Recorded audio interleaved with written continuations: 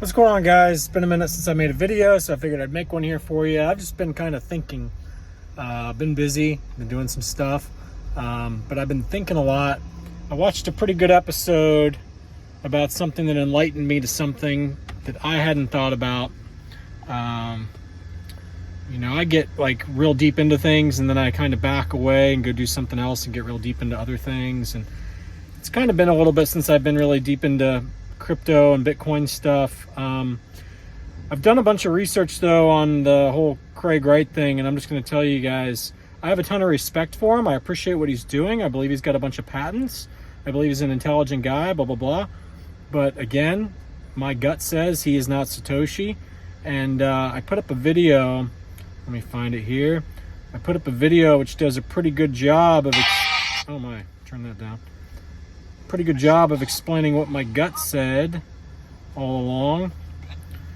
I don't expect you guys to believe me, but I just kind of have a magic gut in life, and it just kind of tells me certain things, and it just said he's not the guy. He might be a front man and working to conceal the people and friends with the people who's Satoshi, but he's not the guy in my opinion. Hang on a second here. And like I've said, I think it's okay, so here's the video that you would want to watch. Wright and the attempted fraud on Bitcoin itself. Okay, so I'll put that in the link, but that's half of what you see. But so there's that video, and then there's another video here that says how Core 30 ends Bitcoin. Now this is interesting because so I'm going to go ahead and click on this. So this guy is talking about child P, okay, child PURN. And he's basically saying how with Core 30, it's possible, here's the video, it's possible to send images to somebody else without the other person wanting you to send them. And if you're running a node on your computer, then you would potentially get this bad stuff on your hard drive, and now you're suspect because you have this, we'll just call it CP, so that, what do you call it? YouTube doesn't block this video or anything like that, because I'm trying to not do anything to piss off YouTube. Obviously, there's nothing like that going on this channel.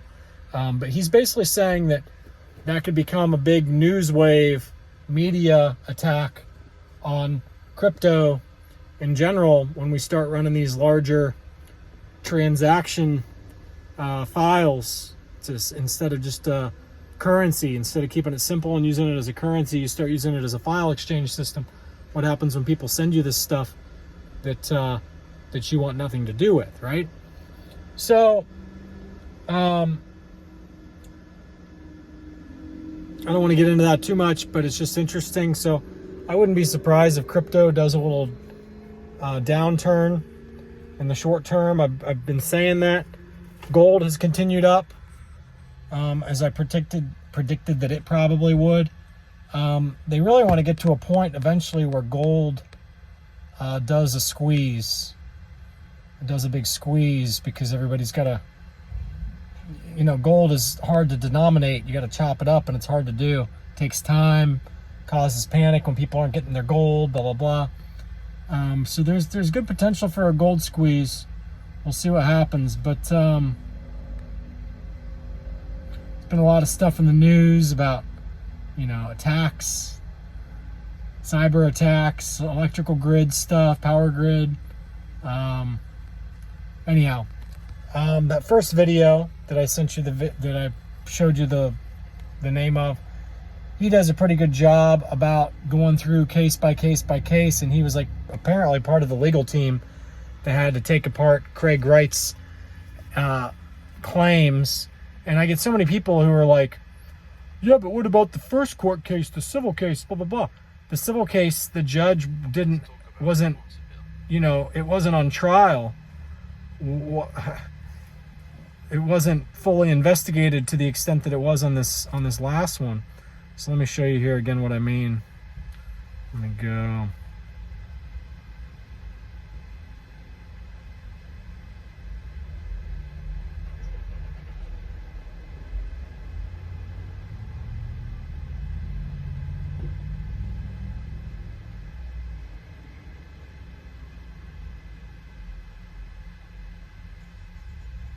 Oh, come on. Where's it at? Where's it at?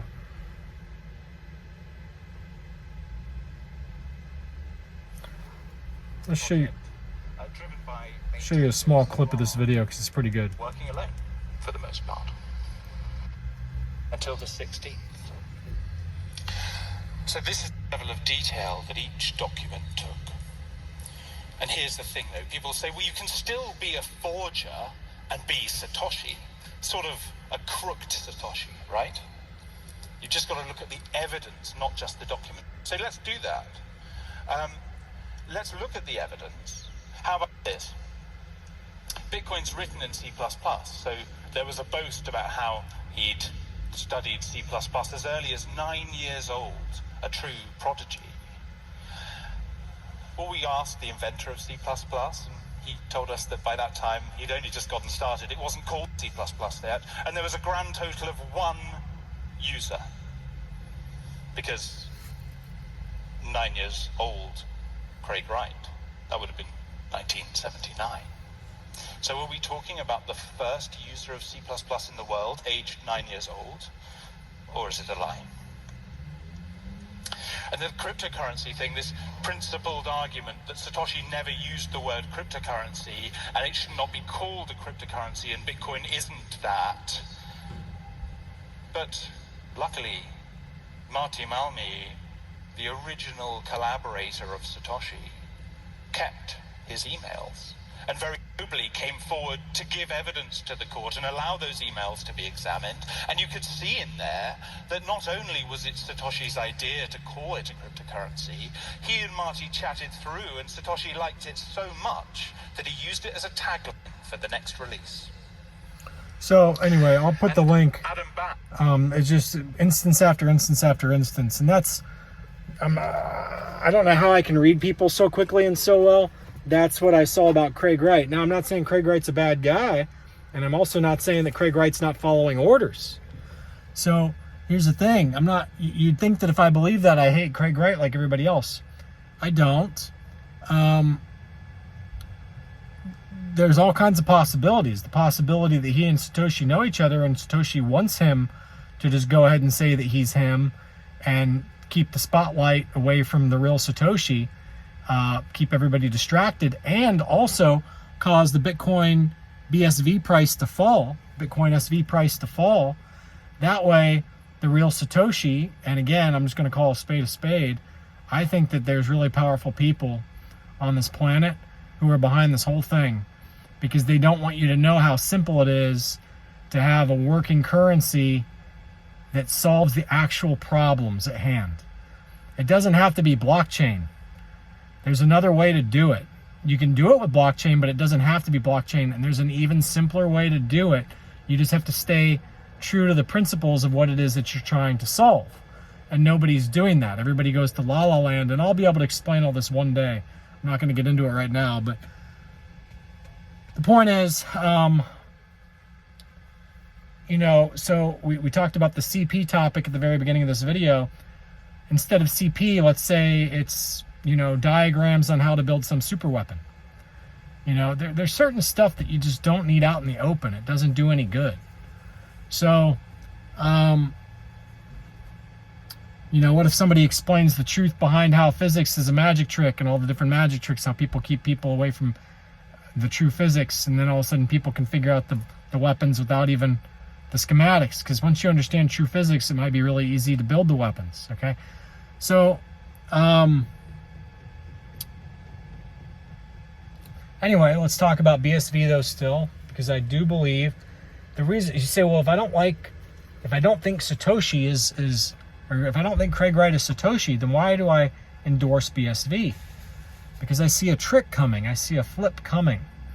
And so there's where it gets more interesting. Craig Wright is the one who threatened to do the iceberg idea. And by the way, if anybody can send me the link to the iceberg address that these BTCs were supposedly moved to, I found articles about the 8 addresses where the Bitcoin, 80,000 Bitcoin were moved, okay, 10,000 at a time. None of them started out with iceberg. Not that I saw anyway, I didn't notice it. So maybe iceberg was like deeper into the address somewhere that I didn't see, but the very, very beginning of the addresses, none of them started with the word iceberg.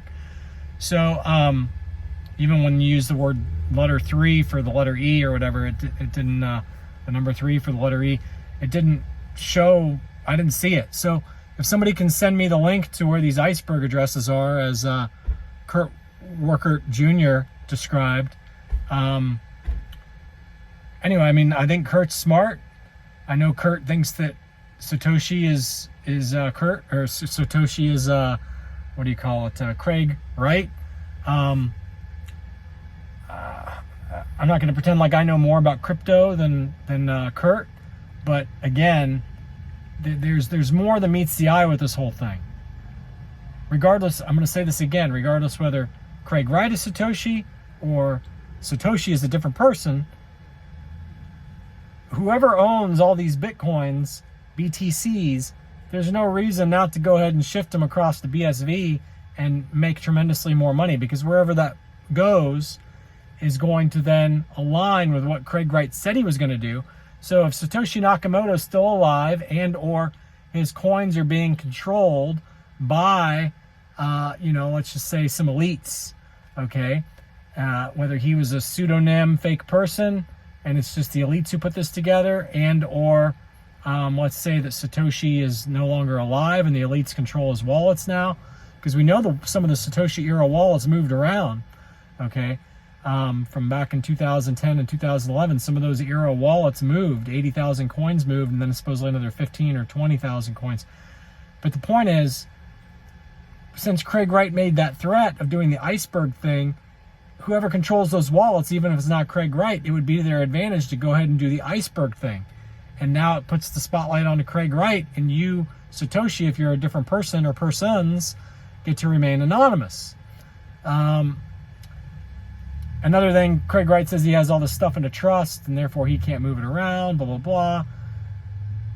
That just goes back to my theory that he's just a front man for other people, and there's other people. But anyway, it's all about timing. I won't be surprised if there's a gold squeeze. I really won't. If the power goes out, there's definitely going to be a gold squeeze, just being frank with you guys. So there's been a lot of stuff about how hackers can hack the power grid and everything, and how it's real susceptible. Lots of videos about that. Anyway, that's a long enough video. We're past 10 minutes, so I'll let you guys go. Have a good night. The BSV volume it was dropping down into the 8%, 9% per day, but now it's back up to 11% of total market cap is what its volume is.